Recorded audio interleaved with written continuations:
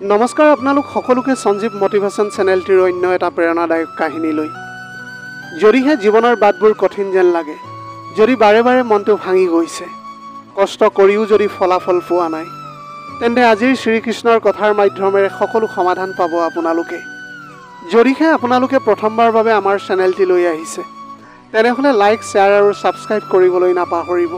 শ্ৰীকৃষ্ণ হিন্দু ধৰ্মৰ এজন পৰম পূজনীয় আৰু জনপ্ৰিয় দেৱতা।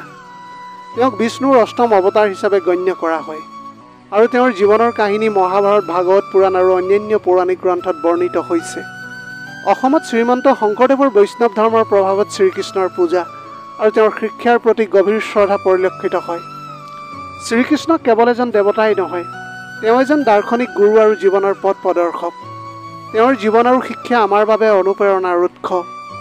শ্ৰীকৃষ্ণৰ জন্ম মথুৰাত বাসুদেৱ আৰু দৈৱকীৰ পুত্ৰ হিচাপে হৈছিল। কংসৰ অত্যাচাৰৰ পৰা ৰক্ষাৰ বাবে তেওঁক গকুলত যশোদা আৰু নন্দৰ ঘৰত ডাঙৰ দীঘল কৰা হৈছিল। তেওঁৰ শৈশৱৰ লীলা যেনে মাখন চুৰি, গোপীসকলৰ সৈতে ৰাসলীলা আৰু দানৱৰ বিনাশ অতি জনপ্ৰিয়। তেওঁৰ বংশীৰ ধন্যী আৰু মধুৰ হাঁহিৰে তেওঁ বৃন্দাবনৰ জনগণক মোহিত কৰিছিল। পিছলৈ তেওঁ মথুৰাৰ ৰজা কংসক বধ কৰি নিজৰ প্ৰকৃত পৰিচয় প্ৰকাশ কৰে। মহাভাৰতত শ্ৰীকৃষ্ণৰ ভূমিকা অতি গুৰুত্বপূৰ্ণ।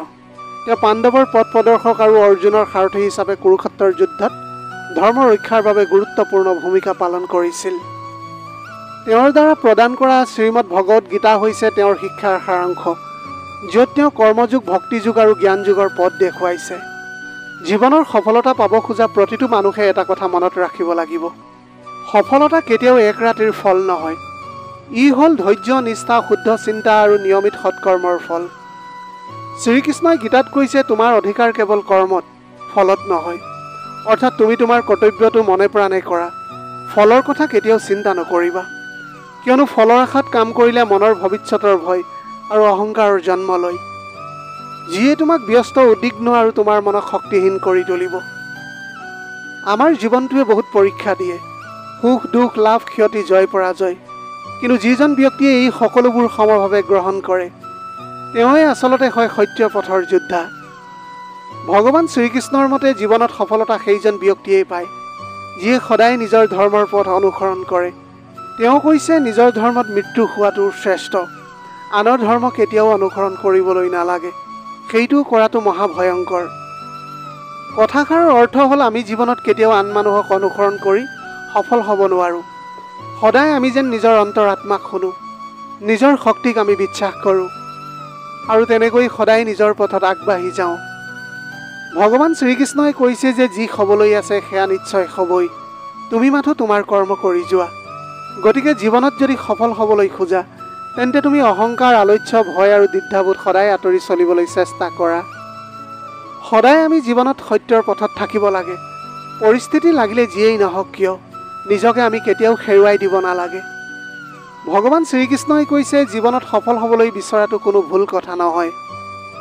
কিয়নো সফলতা মানেই মাথো ধন সম্পত্তি বা পদ সন্মান নহয়।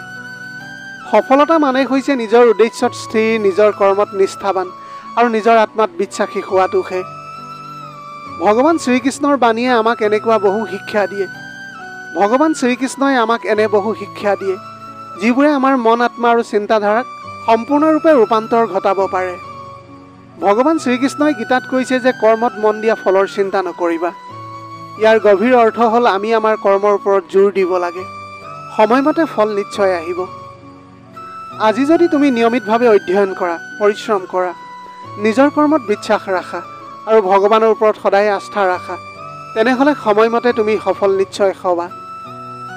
কিন্তু আমি কেতিয়াবা অলপ কৰ্ম কৰিয়েই ফলৰ আশা ৰাখোঁ। অলপ পৰিশ্ৰমে সোনকালে সাফল্য কেতিয়াও দিব নোৱাৰে, যিবিলাকৰ কাৰণে আমাৰ মনটো হতাশাগ্ৰস্ত হয় আৰু নিজকে আমি তেতিয়া হেৰুৱাই পেলাওঁ। ভগৱান শ্ৰীকৃষ্ণই কৈছে যে আমি বহুতে আনৰ সফলতা দেখি নিজকে সদায় সাঙুৰি লওঁ, হিংসা কৰোঁ, অনুসৰণ কৰোঁ। কিন্তু আমি পাহৰি যাওঁ যে প্ৰতিজন ব্যক্তিৰে জীৱনটো বেলেগ হয়। প্ৰতিজন ব্যক্তিৰে পথ, গতি, সময়, মৰম সকলোবিলাক পৃথক। সেইবাবে সদায় নিজৰ অন্তৰৰ কথা শুনি জীৱনত আগবাঢ়ি যাব লাগে। ভগৱান শ্ৰীকৃষ্ণই কৈছে যে সফলতাৰ পথত আগবঢ়াৰ প্ৰথম আৰু গুৰুত্বপূৰ্ণ কথাটো হ'ল, তুমি নিজকে বিশ্বাস, শক্তি আৰু জ্ঞান আহৰণ কৰিব লাগিব। তেওঁ কৈছে যে যিজন ব্যক্তিয়ে নিজৰ আত্মাৰ ওপৰত বিশ্বাস ৰাখে, সেইজনেই প্ৰকৃত যোদ্ধা। বহু সময়ত আমি বাহিৰৰ পৰিস্থিতি, লোকৰ মতামত বা সমাজৰ তুলনাত নিজকে আত্মবিশ্বাস হেৰুৱাই পেলাওঁ। কিন্তু ভগৱান শ্ৰীকৃষ্ণই কয়, যদিহে তুমি নিজৰ কৰ্ম, ধৰ্ম আৰু আত্মাৰ ওপৰত বিশ্বাস ৰাখা, তেনেহ'লে কোনো শক্তিয়েই তোমাক জীৱনত ৰখাব নোৱাৰে। তোমাক বহু লোকে জীৱনত হিংসা কৰি যাব, সন্দেহ কৰি যাব, কিন্তু যদিহে তুমি নিজকে বিশ্বাস কৰা, তেন্তে সেয়া হ'ল তোমাৰ সফলতাৰ প্ৰথমটো পদক্ষেপ। শ্ৰীকৃষ্ণই গীতাত কৈছে, মনেই মানুহৰ বন্ধু, মনেই মানুহৰ শত্ৰু। যিজন ব্যক্তিয়ে নিজৰ মনক নিয়ন্ত্ৰণ কৰিবলৈ শিকিছে, তেওঁই জীৱনত সফলতাৰ সাৰথি হয়। কিন্তু যিবিলাক ব্যক্তিয়ে মনৰ প্ৰলোভন আৰু কামনাৰ আচলত বন্দী হয়, তেওঁলোকে নিজকে সদায় এই পৃথিৱীখনৰ পৰা হেৰুৱাই পেলায়। ভগৱান শ্ৰীকৃষ্ণই কৈছে, যিজন ব্যক্তিয়ে সময়ৰ মূল্য বুজে, সেইজন ব্যক্তিয়েহে সদায় সময়ৰ আগতেই কিন্তু তেওঁৰ সফলতাৰ যোগ্য হয়। ভগৱান শ্ৰীকৃষ্ণই কৈছে, মই সময়, অৰ্থাৎ সময় সৃষ্টিকৰ্তা, সময় ধ্বংসক আৰু সময় ৰূপান্তৰৰ আধাৰ। ভগৱান শ্ৰীকৃষ্ণই কৈছে যে জীৱনত সফল হ'ব খোজা মানুহে এটা কথা নিশ্চয় বুজিব লাগিব, নিয়তি যিয়েই নহওক কিয় কৰ্মইহে তাৰ পথ সলনি কৰে।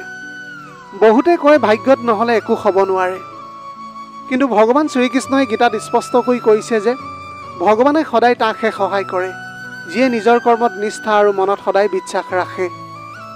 অৰ্থাৎ তুমি যদি তোমাৰ ভাগ্যৰ আশাত থাকা, তেনেহ'লে কোনো কামতে তুমি আগবাঢ়িবলৈ নোৱাৰিবা।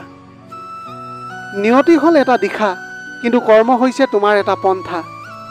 ভগৱান শ্ৰীকৃষ্ণই কৈছে, যিটো কামেই নকৰা কিয় তুমি তাক সম্পূৰ্ণ পূৰ্ণ উদ্যমে কৰা, কিয়নো মই তোমাৰ সৈতে তেতিয়াই থাকিম যেতিয়া তুমি নিজে নিজক দিয়া সম্পূৰ্ণ কৰা। ভগৱান শ্ৰীকৃষ্ণই কৈছে, ভয়ত থমকি যোৱা মানেই আত্মাৰ শক্তিক অস্বীকাৰ কৰা। আমি সদায় জীৱনত বহু সম্ভাৱনাক মাথো সেইবাবেই টলাব নোৱাৰোঁ, কিয়নো আমি সদায় ভয় খাই যাওঁ। যদিহে মই কৰ্মটোত বিফল হৈ যাওঁ, যদি মোৰ কৰ্ম দেখি মানুহে হাঁহে, তেতিয়া মই কি কৰিম? কিন্তু শ্ৰীকৃষ্ণই কৈছে, তই কৰ্ম কৰি যা, ফলৰ চিন্তা নকৰিবি। বহু সময়ত আমি বাহিৰৰ দিশটো চাওঁ, মই এতিয়া কিমান উপাৰ্জন কৰিলোঁ, মানুহে মোক লৈ কি ভাবে, মোৰ বৰ্তমান পদবীটো কি, মোৰ আচলতে সফলতা কি। কিন্তু শ্ৰীকৃষ্ণই কয়, নিজক চিনা, আত্মাক বুজা, তেতিয়াহে তুমি জানিবা যে তুমি কোন হয়। যিটো মুহূৰ্তত তুমি জানিবা যে মই এজন কৰ্মচাৰী, মোৰ লক্ষ্য শুদ্ধতা, মোৰ শক্তি মোৰ ভিতৰতে আছে, তেতিয়াৰে পৰাই তোমাৰ পৰিচয়, তুলনা, গ্লানিৰ পথ বন্ধ হৈ যাব। ভগৱান শ্ৰীকৃষ্ণই কৈছে যে বিফলতা কোনো শাস্তি নহয়। আমি যদি বিফলতাক অপমান হিচাপে লওঁ, তেন্তে আমি আমাৰ আত্মাৰ ওপৰত অভিমান কৰোঁ। যদিহে আমি বুজি পাওঁ মোৰ অহংকাৰ, মোৰ এলেহুৱা ভাৱ আৰু অজ্ঞানতাৰ বাবে জন্ম লৈছে, তেতিয়া আমি শক্তিশালী হওঁ। ভগৱান শ্ৰীকৃষ্ণই কৈছে, যিজনে নিজৰ অন্তৰৰ কথা শুনে, তেওঁই সদায় নিজৰ পথ বিচাৰি পায়। ভগৱান শ্ৰীকৃষ্ণই কৈছে, জীৱনৰ অন্যতম বাধা হ'ল লোভ আৰু তুলনা। শ্ৰীকৃষ্ণই গীতাত কৈছে, তুলনাই কামনা জগায়, কামনাই হতাশা আনে আৰু হতাশাই আত্মা হেৰুৱায়। আমি জানো যে এই আধুনিক সমাজখনত মানুহসকলে কিমান কি পাইছে, তেওঁলোকে কিমান উপাৰ্জন কৰিছে। কিছুমান অনুগামী আছে, সেইবোৰ চাই অতি ব্যাকুল হৈ পৰে। ভগৱান শ্ৰীকৃষ্ণই কৈছে যে সেইবিলাকৰ কথা চিন্তা নকৰি সদায় নিজৰ পথত আগবাঢ়ি গ'লে এদিন উন্নতি নিশ্চয় হ'ব। ভগৱান শ্ৰীকৃষ্ণই কৈছে, আমাৰ মনটো এটা অশান্ত ঘোঁৰাৰ দৰে, কেতিয়াবা ই কামনাৰ পিছত দৌৰে, কেতিয়াবা ক্ৰোধত জ্বলে আৰু কেতিয়াবা হতাশাত ডুব যায়। শ্ৰীকৃষ্ণই কৈছে, যিজন ব্যক্তিয়ে নিজৰ ইন্দ্ৰিয়ক নিয়ন্ত্ৰণ কৰিবলৈ নোৱাৰে, তেওঁ জীৱনত কেতিয়াও সফল হ'ব নোৱাৰে, আৰু যিজন ব্যক্তিয়ে নিজৰ ইন্দ্ৰিয়ক নিয়ন্ত্ৰণ কৰিবলৈ পাৰে, তেওঁই নিজৰ জীৱনৰ সাৰথি। আমি যদি আমাৰ মনৰ ওপৰত নিয়ন্ত্ৰণ লাভ কৰোঁ, তেন্তে আমি যিকোনো পৰিস্থিতিক শান্ত কৰি স্থিৰ হৈ যাবলৈ পাৰিম। ধ্যান, আত্মপৰ্যবেক্ষণ আৰু সঠিক জীৱনশৈলীৰ জৰিয়তে আমি আমাৰ মনক শক্তিশালী কৰিবলৈ পাৰোঁ। যেতিয়া তুমি নিজৰ মনৰ মালিক হ'বা, তেতিয়া তুমি নিজৰ জীৱনৰ প্ৰতিটো প্ৰত্যাহ্বানৰ সন্মুখীন হ'বলৈ সাজু হ'বা। শ্ৰীকৃষ্ণই অৰ্জুনক কৈছিল, মোৰ ওপৰত ভৰসা ৰাখা, মই তোমাৰ লগত সদায় আছোঁ। এইষাৰ কথাৰ আমাৰ জীৱনৰ বাবেও সত্য। যেতিয়া তুমি নিজকে অকলশৰীয়া অনুভৱ কৰা, যেতিয়া জীৱনৰ বাধা অতিক্ৰম কৰাটো সম্ভৱ যেন নালাগে, তেতিয়া সদায় মনত ৰাখিবা, তুমি কেতিয়াও অকলশৰীয়া নহয়। ঈশ্বৰৰ শক্তি, শ্ৰীকৃষ্ণৰ প্ৰদৰ্শন সদায় তোমাৰ সৈতে আছে। তেওঁৰ ওপৰত ভৰসা ৰাখা, নিজৰ ওপৰত বিশ্বাস ৰাখা, সদায় আগবাঢ়ি যাবলৈ পাৰিবা জীৱনত। আমাৰ জীৱনটো এটা যাত্ৰা। এই যাত্ৰাত আমি সকলোৱে কেতিয়াবা হতাশ হওঁ আৰু কেতিয়াবা ক্লান্ত হওঁ, কিন্তু শ্ৰীকৃষ্ণই আমাক শিকাইছে যে আমি কেতিয়াও হাৰ মানিব নালাগে। এটা পৰাজয় তোমাৰ যাত্ৰাৰ শেষ নহয়। প্ৰতিটো ব্যৰ্থতাৰে এটা শিক্ষা দিয়ে, প্ৰতিটো প্ৰত্যাহ্বানে এটা সুযোগ লৈ আনে। তুমি যদি পৰি যোৱা, তেন্তে তুমি উঠি আকৌ দৌৰিবলৈ চেষ্টা কৰা। যদি তুমি হতাশ হোৱা তেন্তে নিজকে সোঁৱৰাই দিয়া যে তুমি এজন যোদ্ধা আৰু শ্ৰীকৃষ্ণৰ দৰে তোমাৰ অপাৰ শক্তি তোমাৰ লগত আছে। জয় শ্ৰীকৃষ্ণ।